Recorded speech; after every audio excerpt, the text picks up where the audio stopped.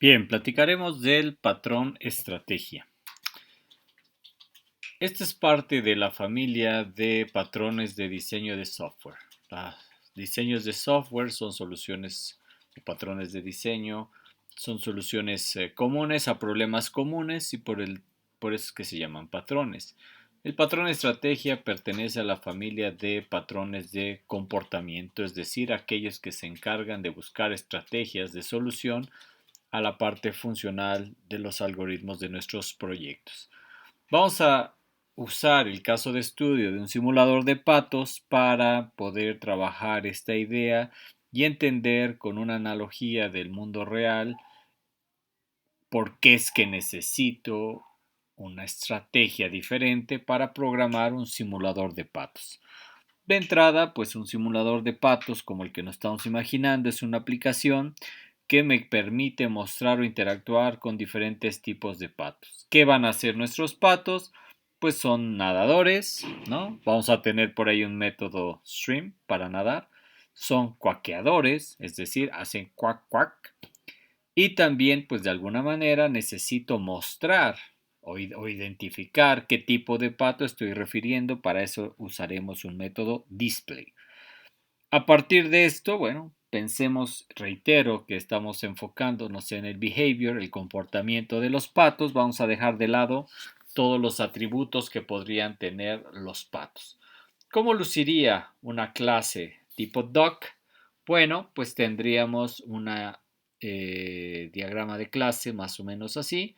La clase doc que hace quack, que hace swim y que de alguna manera, ¿no?, está por ahí denotado un método abstracto, display, porque pues todas las instancias, las implementaciones de los diferentes patos tendrían que ser sobrescritos. Pero si nos planteamos esa pregunta, ¿no? ¿Cuáles son esos métodos que se deben sobrescribir, ¿no? Seguro, seguro, seguro, pues es el display. ¿Y cuáles son aquellos, verdad? Que pues como que se identifican de entrada como comunes, es decir, el quack y el que nade, ¿no? Un pato, pues normalmente desde que nace aprende a cómo poder nadar. ¿Podríamos estar todos de acuerdo? Pareciera que esta solución es la adecuada para mi simulador de patos. Pero vamos a pensar cómo se puede empezar a hacer complejo el problema. Pues de entrada, pues sí, si tenemos patos, por ejemplo, el Mallard Dog o el Cabeza Roja, Red Head Dog, pues pareciera que esta implementación del método abstracto display en cada una de estas subclases, pues hace sentido, ¿no? Ahí tengo yo que tendré que decir qué significa hacer o mostrar el Mallard Dog y lo mismo para el Red Head Dog. Y si creciera yo y tuviera una larga lista de otros patos, pues sería la misma idea y al parecer, pues bueno, solamente lo que se hace lógico es tener que solo sobreescribir el método display para identificar el pato correspondiente. Al parecer, pues esta solución funcionaría. Sin embargo, ¿verdad? Queremos ahora agregar un nuevo comportamiento. Queremos además ahora que los patos vuelen. En este escenario nuevo, ¿qué es lo que cambiaría? Trata de reflexionar un poco, ¿no?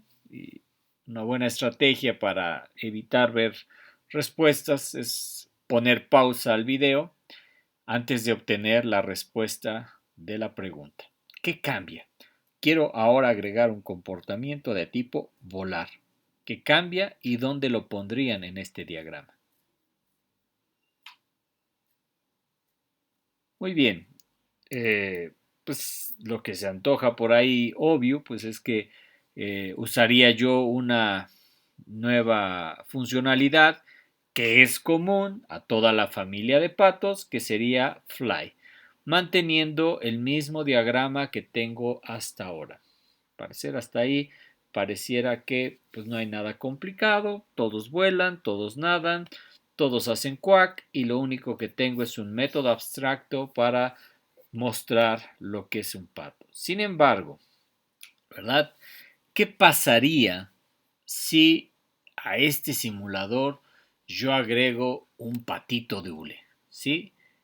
Uf, ¿no? Entonces, resulta que mi patito de hule, que le denotamos en el idioma inglés rubber duck, no puede volar, ni tampoco puede hacer cuac cuac o graznar. Él hace más un sonido, un squeeze, chillido, y él definitivamente no vuela. Bueno, cualquiera diría, no hay problema, sobrescribe la clase de Robert Dog y los métodos que pues ya no son comunes en el tema del quack y en el tema del fly, ¿no? Seguramente tendrás que hacer algo diferente con la clase Robert Dog porque ya no es común a las otras clases de patos, ¿no? Entonces, sobreescribir se antoja, ¿no? Como ser lo más adecuado y pues ya, al parecer, pues no hay tanto problema al respecto, ¿verdad? Entonces, sobreescribamos simplemente y tenemos ya un nuevo fly behavior, un nuevo quack behavior específico para este rubber duck, ¿no? Entonces tengamos aquí presente, aquí estoy haciendo la sobreescritura de mis métodos quack y fly y acuérdense que de por sí display es abstracto y estoy obligado a sobreescribirlo en todas las clases que heredan de él, ¿no? Bueno, entonces, bajo este escenario, ¿no? ¿Qué pasaría si ahora lo que queremos es un patito de madera? ¿Qué nuevas cosas tendría yo que hacer para el típico patito de madera que usan los cazadores en los lagos para atraer patos? Decoy duck. ¿Qué podríamos hacer ahora con el decoy duck? Bueno, seguramente, ¿verdad? Necesitamos otra vez sobreescribir el quack porque este ni chilla ni hace ningún sonido. A menos que tenga algún dispositivo que simule eso, pero bueno, en el caso concreto del ejemplo, no. Seguimos sobreescribiendo el método display y ahora pues también tenemos un comportamiento parecido de no hacer nada en caso de que se invoque el método volar. O sea, nosotros dos no sabemos volar, ¿de acuerdo? Y emitimos un sonido diferente. Se empieza a cargar mucho la programación en las clases en particular. Como que empezamos a perder un poco de flexibilidad y control sobre lo que tenemos que hacer. Si tratáramos de enlistar las desventajas de esta estrategia, ¿tú cuáles ves? Reitero que ante cada pregunta una invitación es pongamos pausa al video para tratar de responder. Yo, a ver, tengo este escenario. ¿Cuál es el problema que podría existir, si es que lo hay, de tener que estar sobreescribiendo el código de las subclases? Pon pausa al video y trata de responder. Bien, bueno, de entrada, un problema que se antoja evidente es el código es duplicado en las subclases.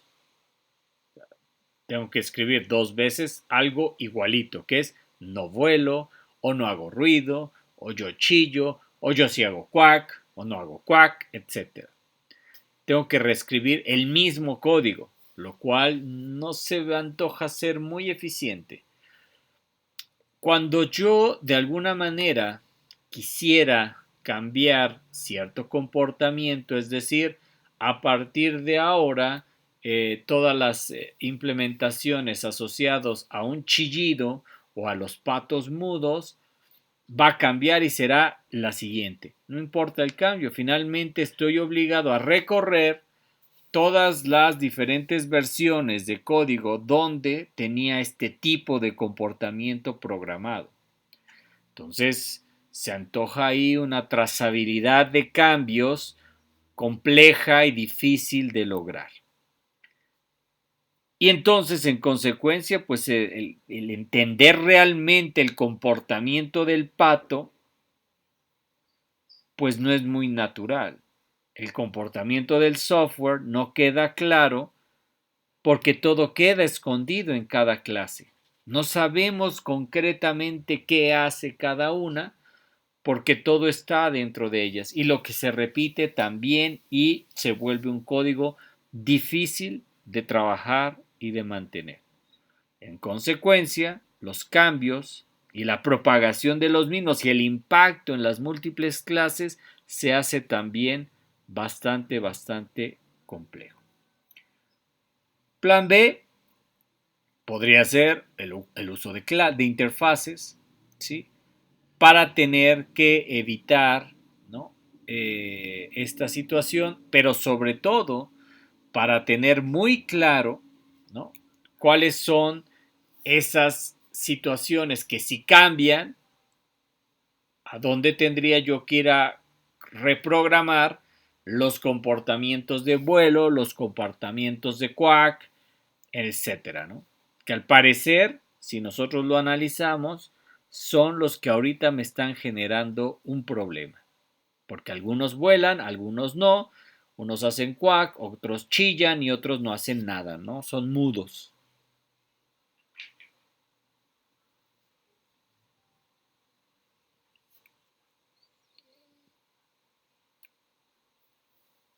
Y de esta manera evitamos tener que programar cada clase, ¿no?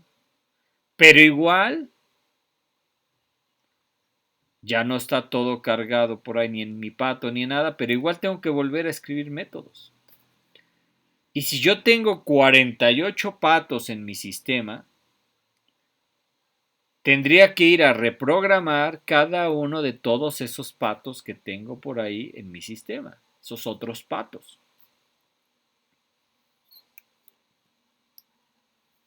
Y entonces acá uno se plantea la pregunta, bueno, pues no que el paradigma orientado a objetos fomentaba y favorecía la reusabilidad, el polimorfismo, la encapsulación, la herencia, de tal manera que pudiéramos optimizar el reuso efectivo del código.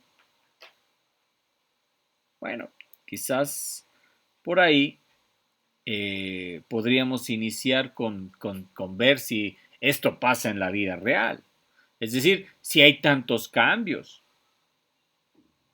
Yo te invito a reflexionar un poco respecto a tu quehacer actual, seas estudiante, profesionista o en lo que estés embarcado, y si uno se planteara la pregunta o quisiera decir, bueno, ¿qué ha pasado últimamente en mis proyectos que han motivado que yo tenga que cambiar un código que ya hice? Y claro, uno podría poner aquí una larga lista. En el ámbito académico, pues simplemente podría ser desde que el profesor quiere otra cosa a lo que originalmente te había planteado. El cliente te solicita algo diferente a lo que originalmente había pensado. Las reglas del negocio cambian, las reglas del gobierno cambian, muchas cosas pueden ser la razón por la que tenemos que hacer algo diferente. Porque tenemos un nuevo gestor de base de datos, porque ya el que teníamos está en desuso, ¿no? La empresa quebró y ya no hay soporte.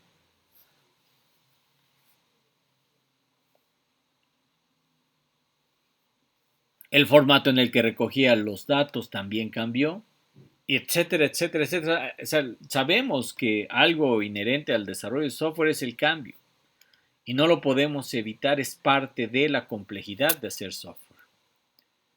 Entonces, tengo un problema, ¿verdad? Asociado a la herencia múltiple.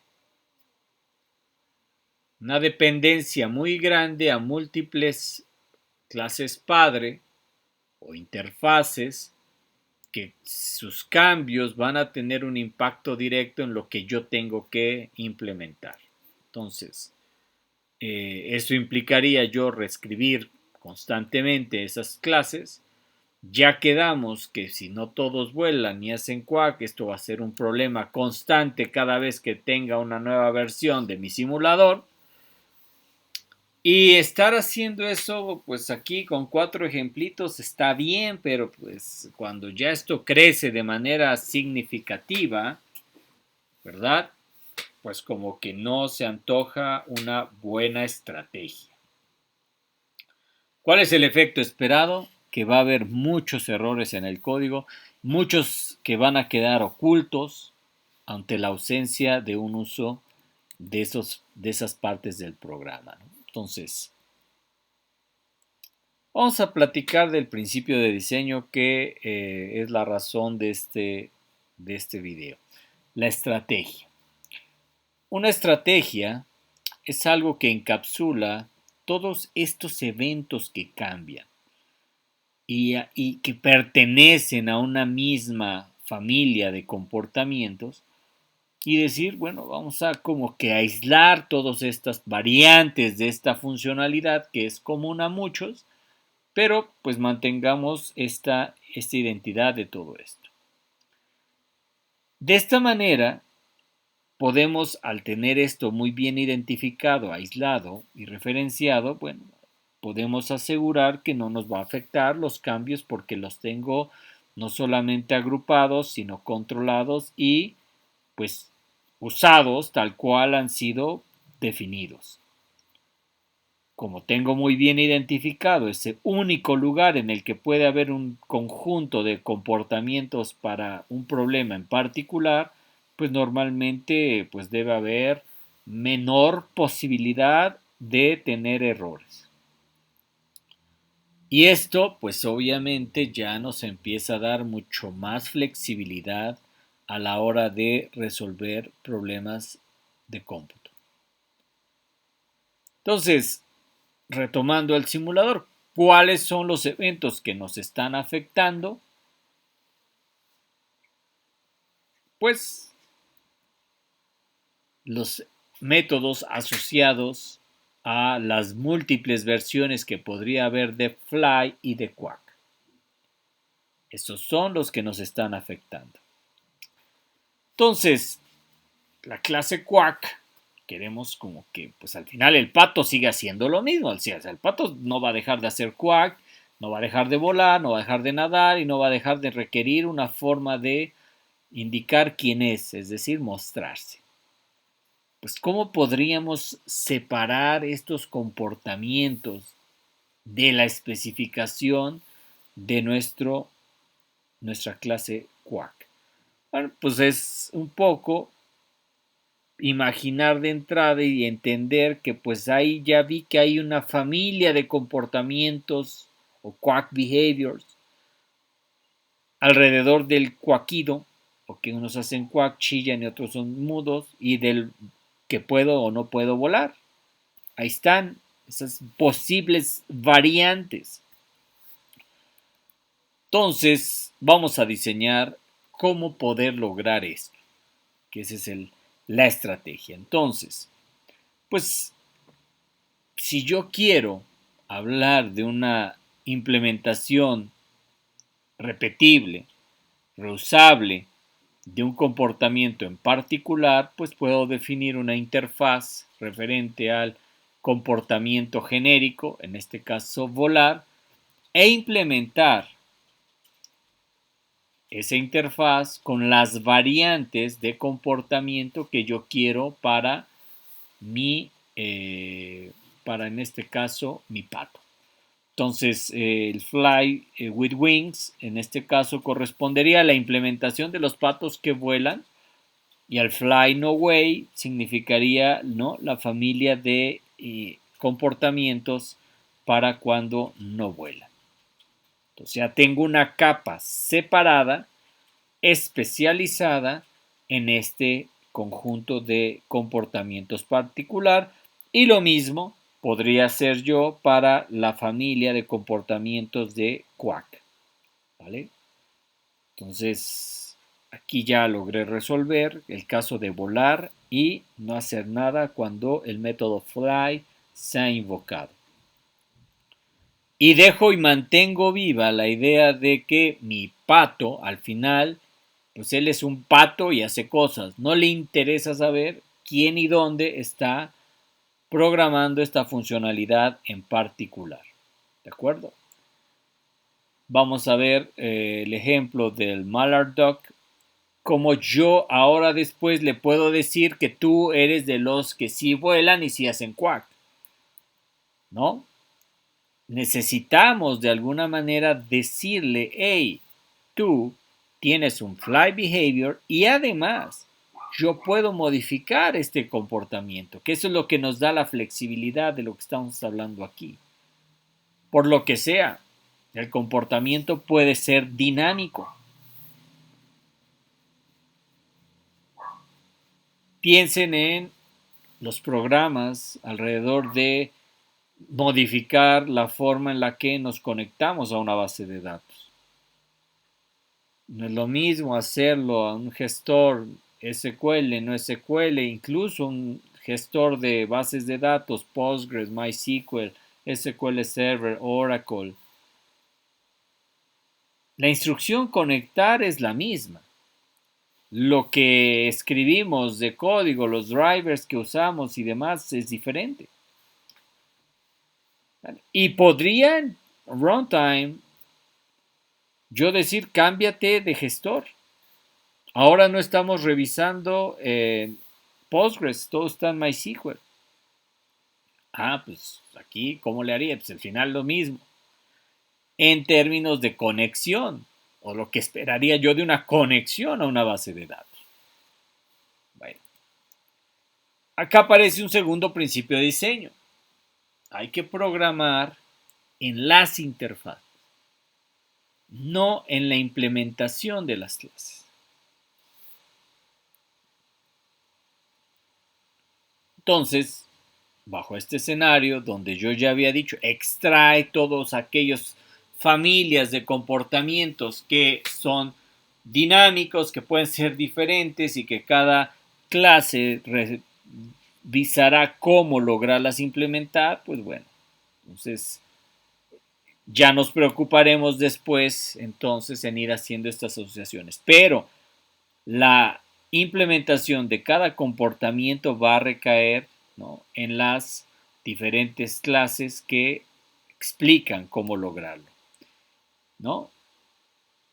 Y en este caso, la clase doc ya no va a implementar nada que tenga que ver ni con el vuelo ni con el quack, solamente el stream, y mantiene como algo abstracto el display, ¿de acuerdo? Pues vean, mi nueva versión ahora cambia, paso de un lugar, ¿no? Donde cambiar código y propagar esos cambios era difícil, a una solución en la que ahora sí es más fácil de identificar en dónde debo hacer el cambio. Hay una nueva forma de volar, hay un solo lugar, ¿sí? Hay un solo lugar en donde revisaría yo esa nueva forma de volar. Un solo lugar.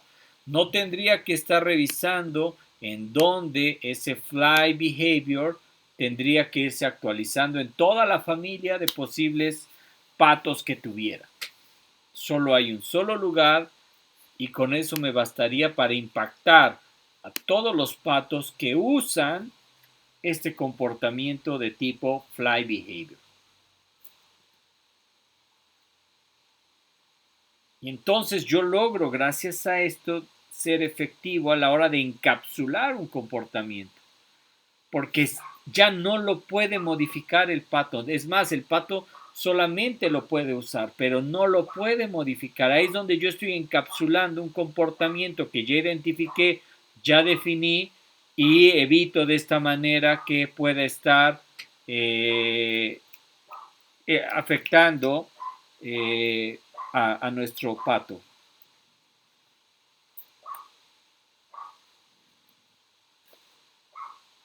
y logramos explotar de manera efectiva el polimorfismo, ¿no? Porque entonces ya va a haber una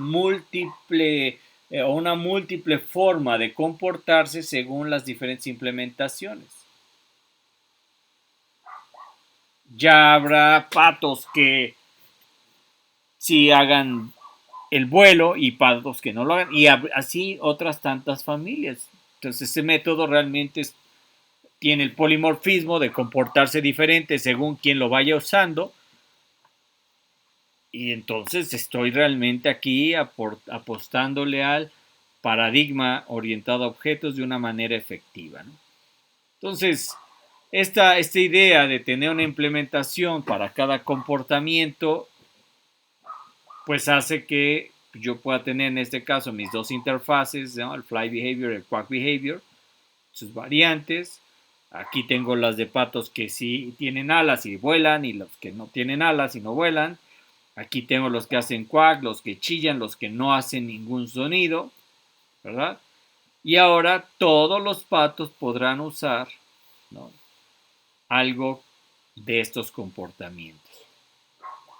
Ya no tengo escondido, si lo pudiéramos decir de esta manera, este comportamiento en la clase pato. El pato ya no programará esto, ¿no? Y si de repente el simulador hiciera o generara la necesidad de que tuviéramos un pato que va a volar con un cohete propulsor, ¿qué cambiaría respecto a este diseño? ¿Qué agregarías? Una hoja de papel a la mano, trata de responder a esta pregunta. ¿Qué cambiaría respecto al diseño que tenemos ahorita? Pon pausa al video y ahorita platicamos de la solución. Pues bien, simplemente habría que agregar una nueva clase que se llame Fly Rocket Powered, por ejemplo, y eso significaría, ¿no?, por aquí agregar un nuevo comportamiento alrededor de el vuelo. ¿Qué pasaría, no?, si alguien más en algún otro lado quisiera hacer uso de nuestros behaviors? Pues podría ser también, ¿no?, que yo podría asociar todos estos sonidos a un ringtone de un celular o algún otro lugar, ¿vale? Bueno, vamos a ver cómo integramos al pato. Entonces ya habíamos comentado, tenemos nuestra clase y necesitamos decirle que él usa esos behaviors. Bueno, si él los usa, significa que entonces yo necesito estos dos atributos. Un atributo de tipo fly behavior y un atributo de tipo quack behavior. Bueno, por simplicidad le llamaremos igual a estas instancias de esos objetos, fly behavior, quack behavior, y básicamente van a ser referentes a implementaciones de esos comportamientos. Ya son atributos del pato, sus comportamientos. No son funciones, ya no son funciones. Y por acá tenemos pues que agregar, ¿verdad?, unos métodos que me digan, ¿no?, oye, pues ejecuta el quack behavior o ejecuta el fly behavior, ¿sale? Y seguimos manteniendo stream como un método común para todos los patos y como un método abstracto a display, ¿no? Hay que sobreescribir display. Viendo concretamente esto en una implementación en Java de lo que sería esta clase, pues bueno, básicamente tendría por ahí un par de atributos protegidos, ¿no?, que no deberíamos estar manipulando a menos que lo hagamos a través de los métodos, y podamos definir tanto el fly behavior como el quack behavior. Y si nosotros ya quisiéramos ver concretamente una implementación de un tipo de pato en particular, pues básicamente observemos que en el constructor de ese pato, pues yo inicializo mis variables, ¿no? Por default digo, bueno, un pato tipo Mallard, pues si hace quack, aquí vean, estamos inicializando el comportamiento quack con el que sí hace quack y con el que sí vuela, ¿no? Y la sobreescritura del método display, pues básicamente es un texto ahorita por simpleza, solamente estamos ilustrando esta funcionalidad que diga, yay, yo soy un Mallard Duck. Tranquilos, ¿de acuerdo? Tratemos de hacer el siguiente ejercicio a partir de este ejemplo. ¿Cómo podríamos concluir y hacer la implementación completa de los 4 patos que hemos hablado hasta ahora? El patito de madera, Decoy, el patito de hule, Robert, el patito cabeza roja, el pato Mallard. Sabiendo que las familias de funcionalidades son 2 para el vuelo y para el quack, que dentro de los que vuelan, unos sí vuelan y los otros no vuelan, y para el método o para la parte del quack o graznido, pues es unos se hacen quack, otros hacen squeeze y otros no hacen ningún tipo de ruido. Trata de resolver este problema por tu cuenta, pon pausa al video y al concluir continuemos con el detalle del código que resolvería este problema. Entonces, lo que requerimos para resolver este programa, tenemos la definición de nuestra clase duck. Ya platicamos de que necesitamos 2 atributos, ¿no? Y el constructor de un pato pues está vacío, ¿no? Entonces por aquí el constructor del pato no necesita nada. Tenemos el método abstracto display. Cualquier herencia o subclase de mi pato, especialización de mi pato, tendrá que explicar qué significa hacer el display. Revisamos que necesitamos un par de métodos para invocar el behavior correspondiente de volar y hacer quack. Nuestras variables de tipo behavior pues ya invocarán los métodos correspondientes o la funcionalidad correspondiente a esta especialización. Quedamos que una funcionalidad común de los patos es que todos nadan, ¿no? Entonces acá mandamos este mensaje, todos los patos nadan, flotan, perdón, y en este caso hasta los decoys flotan. Y por ahí definimos una funcionalidad llamada showDoc, que es básicamente mandar a mostrar al pato, mandar a ejecutar el método fly, el método quack y el método de nadar. Si nosotros vemos aquí, esta parte es súper importante, es un setter básicamente de nuestros 2 atributos. Tenemos que tener la flexibilidad de además poder modificar el comportamiento de nuestros objetos de tipo pato. Pues básicamente yo te puedo mandar un nuevo behavior de tipo vuelo y se lo asignamos a mi variable. Te puedo mandar un nuevo objeto de tipo quack y se lo asignamos a mi variable de tipo quack behavior. Yo puedo cambiar el comportamiento y eso también le da mucha flexibilidad a mi programa. La forma de hacer la implementación de las interfaces es de esta forma. Tengo una interfaz fly behavior con el método fly que debe ser sobrescrito por las implementaciones, en este caso no vuelo.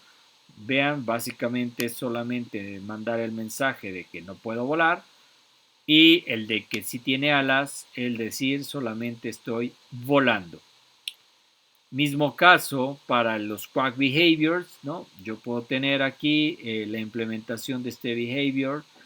Cuando se hace quack, pues es simplemente mandar el mensaje quack quack. De mandar a imprimir que hay silencio porque el pato mudo o el mute quack pues no hace ningún sonido, ¿no? Y por ahí los que hacen un chillido, pues básicamente hacer el squeak, que significaría hacer el chillido. Y bueno, cada versión de pato tendríamos que hacer una extensión o herencia del pato raíz, del pato base, el Mallard Duck, dando una construcción del objeto donde hace quack, donde vuela con alas, ¿verdad? Y mandar a imprimir que él es un Mallard Duck. Para el caso de nuestro Decoy Duck, bueno, básicamente a él le inicializaremos con que no vuela y con la versión de comportamiento de que es un pato que no emite sonido. El display, pues básicamente es decir, yo soy el Decoy Duck. Para el Redhead Duck, pues bueno, básicamente hacemos el uso de una inicialización de un behavior, ¿no? Donde él hace quack y él sí tiene alas y vuela. El display es solamente mandar a decir yo soy un Redhead Duck, ¿de acuerdo? Y finalmente el Rubber Duck es el patito de hule, ¿verdad? Aquí lo inicializamos sus atributos con que él hace squeak, él no vuela, ¿sí? Y pues mandar a imprimir que él es el Rubber Duck. Si nosotros creáramos un cliente que consuma nuestro sistema, nuestro diseño, pues podríamos simplemente generar nuestros 4 patos, ¿sale? Podremos inicializarlos a cada uno de esos patos con el constructor correspondiente. Y recuerden que si invocamos el método showDoc, pues básicamente nos dice display, fly, quack y swim. Cuando yo hago referencia al Redhead Duck, bueno, acá está otra vez display, fly, quack y swim. Genero luego mi Decoy Duck, pues aquí está otra vez display, ¿no? Aquí vean cómo al invocar al método fly, aquí mandará el correspondiente mensaje que era yo no puedo volar. Y cuando hacemos o se referencia el método quack, pues en este caso hace referencia a la implementación del mute quack. Finalmente, swim es común a todos, no hay una sobreescritura del método swim, todos van a decir lo mismo, all dogs float, even decoys. Y finalmente el rubber duck, ¿verdad? Él no vuela, él hace squeak y pues el mismo mensaje reiteramos para que es para todos, porque todos nadan y ese es común a todo esto que estamos haciendo aquí. Esta es, digamos, la forma en la que nosotros podemos entender, ¿no? La abstracción o el modelo que está detrás de este comportamiento de tipo estrategia, donde tenemos un concepto llamado un cliente que usa, esto es esta relación, usa familias de comportamientos que están denotadas por estas interfaces. Cada grupo de familias que este cliente usa, pues básicamente se convierten en sus atributos, por eso él tiene 2, pero si tuviéramos mucho más familias, yo tendría 3, 4, 5 familias como atributos asociadas a este cliente. Si nosotros de repente retomáramos la idea de la opción de volar con un cohete propulsor, pues bueno, simplemente agregaría una nueva clase que implementa el Fly Behavior con Fly Rocket Powered.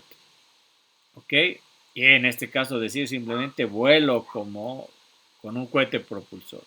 Si agregara yo cualquier otro tipo de pato y a ese pato le digo, hey, tú vuelas con el cohete propulsor, pues ya es una nueva versión de un nuevo modelo de pato que no existe, que bueno, o que sí existe, y él lo mando a volar con un cohete propulsor.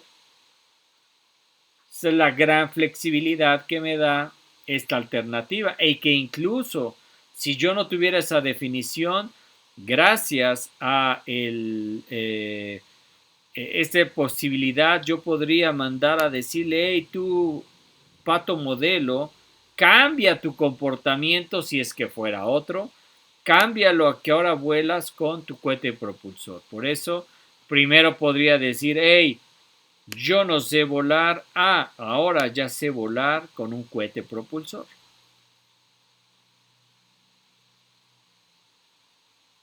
Y entonces el comportamiento podría ir cambiando.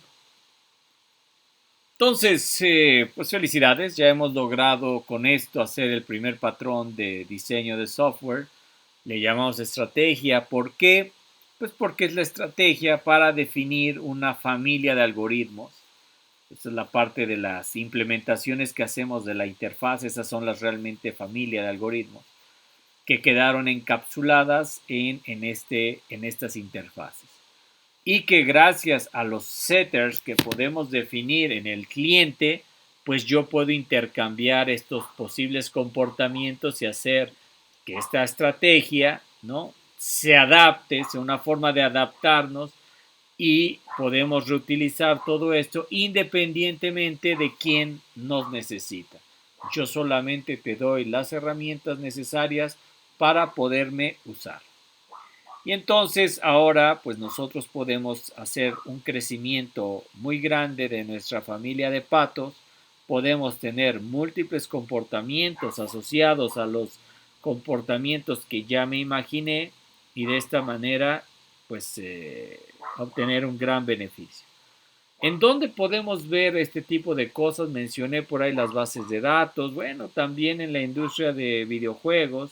Ejercicio interesante y divertido es, pensemos en un juego de acción típico de shooter o un jugador central donde pues él puede hacer un intercambio no solamente de las armas, sino que cada pues movimiento que podríamos hacer si nosotros identificamos pues una serie de abstracciones a través de los personajes o caracteres de nuestra serie, también podríamos identificar que el weapon behavior o la forma en la que se genera un comportamiento asociado al uso de un arma, pues va a ir y va a ser diferente, ¿no?